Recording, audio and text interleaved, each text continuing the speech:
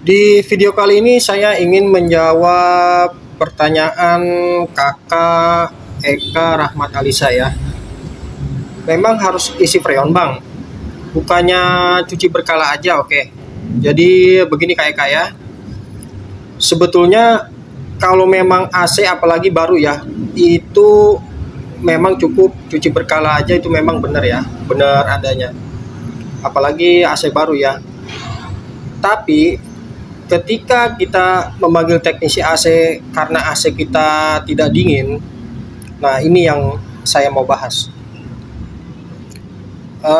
Jadi gini Kak, AC tidak dingin itu penyebabnya banyak ya. Memang salah satunya kotor, memang betul.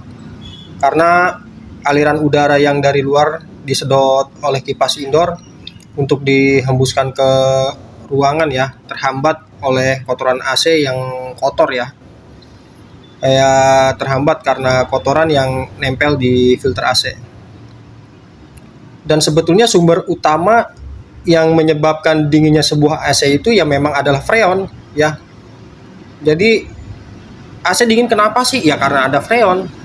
Kalau nggak ada freon ya AC itu nggak akan dingin ya. Jadi ya kayak kipas angin aja. Jadi memang dinginnya sebuah AC itu ya karena freon.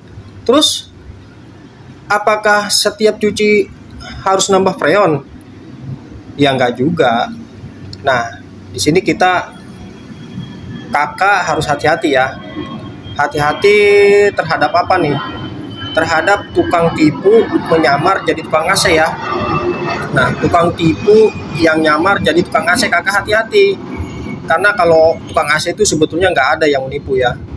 Kenapa saya bilang tukang AC nggak ada yang menipu? Karena kalau tukang AC yang betul-betul ya disitulah mata pencaharian dia. Nggak mungkin dia akan menipu customernya. Karena dia akan berusaha menjaga nama baik usaha dia gitu. Dia akan menjaga reputasi nama dia. Karena kalau reputasi nama dia jelek ya dia teknisi asli itu akan paham. Banyak customer kabur, tapi kalau customer puas, jadi juga bahkan mendapatkan banyak pelanggan dan banyak direkomendasikan. Jadi gitu Kak ya. Sebetulnya nggak ada teknisi nipu asli itu, nggak ada ya. Jadi yang ada tukang tipu nyamar jadi tukang AC. Kalau kita ingin menggunakan jasa teknisi AC, ya yang pasti kita harus kenal orang itu gitu ya. Atau mungkin rekomendasikan teman kita. Nah, dari rekomendasi teman kita paham kan, berarti teknisi asli yang betul pasti akan menjaga reputasi nama baik dia ya. Jadi gitu ya Kak ya. Nah terus kalau teknisi AC yang asli dia bakal menjelaskan nih penyebab AC kakak nggak dingin kenapa sih, dia pasti bakal tahu. Tanpa cek freon pun saya yakin kalau teknisi AC yang asli tanpa ngecek freon, dia akan tahu nih bocornya di mana, ya. Jadi gitu Kak. Nah, terus ada juga mungkin yang bilang ya, freon itu tidak akan habis walaupun bertahun-tahun. Itu benar adanya, betul. Tapi nggak semua AC ya, nggak semua AC, apalagi AC baru. Belum tentu Kak ya. Jadi kakak lihatlah di beranda saya itu ada video ya. Di situ ada AC belum ada 1 tahun, tapi dia udah nggak dingin ya.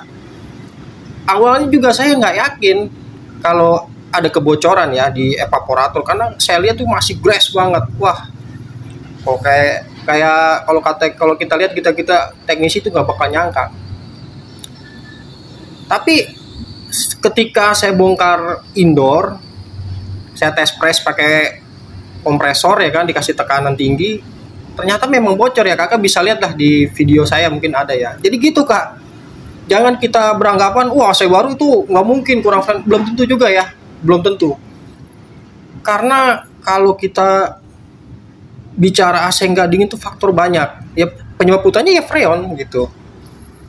Jadi kalau dibilang mesti isi freon nggak sih, ya nggak juga. Tapi ya kalau memang bocor ya memang harus diperbaiki dulu yang bocornya, bukan ditambah. Karena memang kalau ditambah itu memang percuma ya. Dan memang kadang teknisi itu nambah freon mungkin karena customer uangnya kurang ya untuk memperbaiki kebocoran tersebut. Karena memang kalau kita bicara kebocoran itu biayanya itu mahal sekali ya, mahal sekali ya. Dan memang kalau kita lihat di YouTube juga kita belum tentu bisa untuk mempraktekkan ya mengatasi kebocoran AC ya. Apalagi yang ngelas-ngelas itu teknisi yang pro aja kadang-kadang masih bisa gagal ya. Nah, kalau bicara titik-titik kebocoran itu paling sering saya temukan ini di pentil ya, di pentil. Nah, ini saya anggap pentil di outdoor ya, di pentil. Nah, pentil ini dia sama kayak pentil-pentil ban sepeda motor pada umumnya. Dia ada karetnya nih. Nah, ya, maaf nih. Nah, ini ada karetnya nih. Begitu juga di kran outdoor ya, sama. Kran outdoor itu ada dalamnya itu ada karetnya kayak gini nih. Nah, ada karetnya. Nah, kebanyakan outdoor kita itu ada di luar ruangan, Kak. Nah, di luar ruangan itu kena panas, kena dingin. Lama-lama kalau saya bilang bahasa saya itu getas ya, udah getas. Mungkin tak penyusutan atau gimana ya, saya kurang paham ya. Jadi, saya juga pernah menemukan AC baru. AC baru saya pasang ya. AC baru saya pasang. Ya, saya sempat gitu kena komplain nggak dingin. Ya, ternyata saya pikir memang instalasi saya setelah saya cek ya, untungnya saya punya alat leak detector ya, tuh, alat leak detector yang di sana itu tuh ya, alat leak detector ya. Jadi untungnya saya punya alat leak detector untuk sambungan pipa itu nggak bocor. Tapi ketika saya cek di kran outdoor, nah di kran outdoor yang ini ya Kak ya, ya memang bocor gitu. Itu AC baru loh Kak, baru 1 hari saya pasang. Nah itu saya nggak berani tanganin. Kenapa? Karena itu masih garansi dan saya sarankan si customer untuk mengklaim garansi ya. Jadi gitu Kak ya, memang betul kalau AC baru itu nggak perlu nggak perlu isi freon, betul, hanya cukup cuci berkala aja. Tapi ketika kakak memanggil teknisi karena AC kita tidak dingin ya, jadi tidak dinginnya AC itu ya bukan karena faktor juga, penyebabnya banyak. Tapi ya memang kalau cuci nggak harus di freon. Nah, terus